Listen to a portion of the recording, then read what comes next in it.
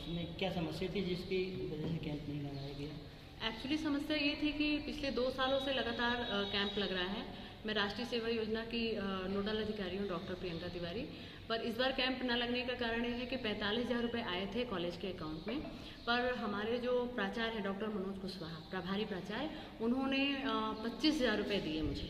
और जब मैंने उन्हें लिखित आवेदन दिया कि मैं एक अतिथि विद्वान हूँ, बाकी का खर्चा मैं कैसे मेंटेन करूँगा अगर शासन ने आपको 45,000 रुपये दिए तो उन्होंने मुझे बोल दिया कि आपको इतने में ही करना पड़ेगा। मैंने फिर से उनसे पूछा क्यों। मैंने इसका आवेदन जबलपुर भी भेजा और जो हमारे संगठक है, जिला संगठक PCUE के सर, NSS अधिकारी, मैंने उनको चंद्र विजय अग्रणी कॉलेज भी एप्लीकेशन भेजी कि ये मुझे पैसे देने से मना कर रहे हैं। तो सब लोगों ने मेरा साथ देने से मना कर दिया। जब मैं इनसे फिर से लड़ने गई कि जब 45,000 बच्चों के लिए आए हैं तो आप मुझे 25,000 रुपये क्यों दे रहे हैं, मैं आपको पूरे प्रॉपर बिल दूंगी, पूरा बिल लगाऊंगी, जब यहाँ से बिल पास होंगे उसके बाद जबलपुर जाएगा। तो उन्होंने मुझे बोल दिया मैं इससे ज़्यादा पैसे नहीं दूंगा, आपको जो इतने में करना है करो। वैसे तो नियम 5,000 देने का है, मुझे बता रहे थे कि वैसे तो नियम 5,000 देने का है। 5,000 में अगर आप 1-2 दिन का कैंप लगा के किस्ता को ख़त्म करो, क्योंकि पैसे मैं रखूँगा। वैसे कैंप कितने दिन लगने का रहता है? सर नियम के अनुसार कैंप 7 दिन लगता है, ठीक है। साल भर हम इसकी एक्टिविटीज़ करते हैं, साल भर हम हर बच्चा हमारा हर पार्टिसिपेट करता है, हर कार्यक्रम में भाग लेता है। और साल भर के बाद 7 दिन का एक कैंप लगाया जाता है जो कि महाविद्यालय से 8 या 10 किलोमीटर की दूरी पे होता है। वहाँ पे बच्चे नाइट स्टे करते हैं, रुकते हैं, खाते हैं, पीते हैं, फील्ड पे जाते हैं, सर्वे करते हैं और जागरूकता रैली निकालते हैं, लोगों से मिलते हैं। तो उन्हें सेल्फ डिपेंड बनने के लिए ये सब गतिविधियाँ करवाई जाती हैं। पर इस बार हमारे बच्चे वंचित रह गए सिर्फ डॉक्टर मनोज कुशवाहा प्राचार्य की वजह से, क्योंकि उनका यही रवैया पुराना भी रिकॉर्ड है, सभी को पता है पूरे मध्य प्रदेश में कि उनका पुराना रिकॉर्ड भी यही है।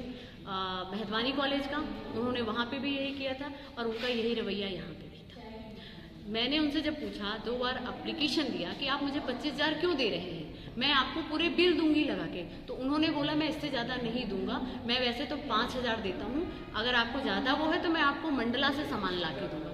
जब बाजार में पूरी सुविधा है, दाल चावल गेहूँ आटा सब कुछ मिलता है, तो मैं हर एक चीज़ के लिए मंडला क्यों जाऊँगी, ठीक है।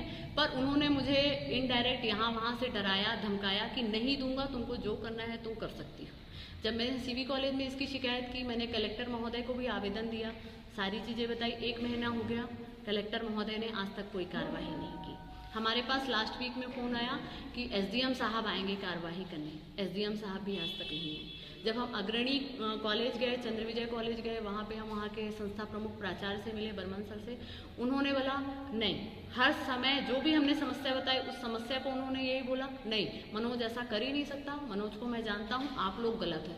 बल्कि इनडायरेक्ट उन्होंने हमको धमकी दी कि तुम्हारा ट्रांसफ़र करवा देंगे, तुम्हारा ये हो जाएगा, तुम नौकरी से बाहर हो जाओगे, बस सब डरा धमका के हमको बाहर भगा दिया। तो सिर्फ प्राचार्य की मनमानी की वजह से इस साल बच्चे राष्ट्रीय सेवा योजना की गतिविधियों से वंचित रह गए, कैंप से वंचित रह गए। अब उनका भविष्य क्या?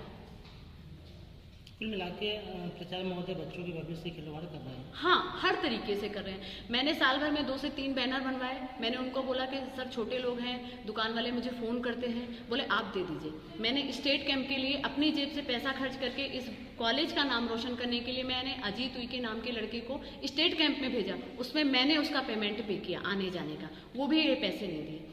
अभी लास्ट वीक में मेरे NSS के लास्ट ईयर के 11,000 रुपये आए, मैं उसके लिए 2 आवेदन दे चुकी हूँ कि मेरा पैसा मुझे दिया जाए, मेरी सैलरी मुझे दिया जाए। कोई कार्यवाही नहीं हो रही है, कोई हमारी यहाँ पे सुनने के लिए तैयार ही नहीं है। ना शासकीय महाविद्यालय बजाग में कोई कार्यवाही हो रही है, ना चंद्र विजय अग्रणी महाविद्यालय टिंडोरी में कोई कार्यवाही हो रही है। NSS कैंप भी सत्र नहीं हुई,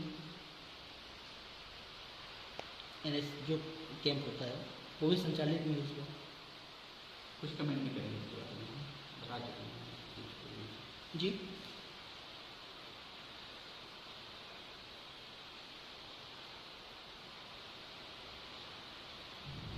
क्या कहना चाहेंगे? ये कुछ नहीं कहना सर, यदि आप कुछ कहना भी नहीं चाहेंगे और यदि इस तरह से कॉलेज चलता रहा तो बच्चों की भविष्य क्या होगी? बच्चों का भविष्य बिल्कुल कब तक यूज करना है अच्छे।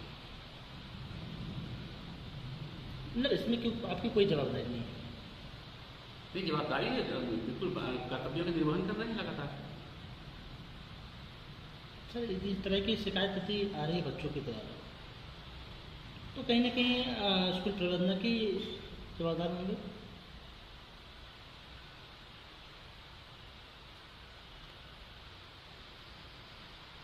ठीक। नाम अमिता डांडिया। कौन सी कॉलेज में पढ़ाई कर रहे हैं? मैं शासकीय महाविद्यालय बाजार। आपके बजाय कॉलेज में एनएसएस के कैंप लगा हुआ था? नहीं सर, दो साल से लगातार फर्स्ट ईयर और सेकेंड में इस साल हमारा फाइनल है, तो 2 साल से लगातार एनएसएस का कैंप लगा है। लेकिन इस साल हमारे प्रचार महोदय श्री मनोज कुशवाहा जी के से मतलब 45,000 रुपये आए थे, जिसमें सिर्फ 25,000 रुपये देने की बात कही, इसलिए मतलब एनएसएस कैंप में जाने के लिए मना कर दिया। नहीं, किस लिए, किसके कहने पे 25,000 रुपये देने की बात कर रहे थे?